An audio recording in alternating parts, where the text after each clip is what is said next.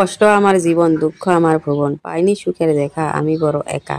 যাকে ভাবে আপন সেই ভাবে পর, আসলে আমার জীবনটা বড়ই কষ্টকর। হ্যালো বন্ধুরা, আসসালামু আলাইকুম, শুভ সকাল। তোমরা সবাই কেমন আছো? আশা করি নিশ্চয়ই ভালো আছো।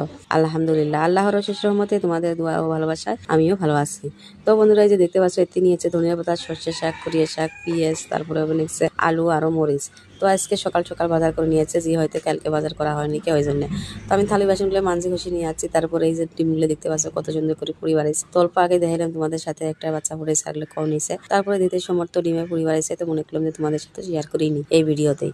তো এখন শাকগুলো নিয়ে আসে, এই যে মাইয়া শুধু বাঁচবে ধরছি। তো মাইয়া পড়া পড়বে ধরছে, বেড়ে আর কি বারান্দাত বসে পড়া পড়বে নিচ্ছে। দেখলো যে শাক নিয়েছে, তো মনে করলো যে ওই অল্প একটু শাক বাঁচে। তারপরে ফির শাক বেসবে ধরি, ফির কেল পড়া পড়বে। তো আমার শাক আমি বেসবে নিচ্ছি, ভাত আমি এতে গ্যাসের মধ্যে বসিয়ে দিচ্ছি, যে দেখা যাবে নেক্সে। তো আমার শাকগুলো বেসবে নিচ্ছে আমি ঘরের মধ্যে। তো ঘরের মধ্যে বেসতে বেসতে আমি বেড়ে আসছি রোদের মধ্যে, যেহেতু আমার শরীরটা সুস্থ নয়, জ্বর ভাবতো, ওই জন্য ঠান্ডা লাগি থাকে, ওই জন্য আমি বেড়ে শাকগুলো কুড়ি বাসে আমি ধুয়ে পাহলি নিয়ে ঘরের মধ্যে চলে আসলাম।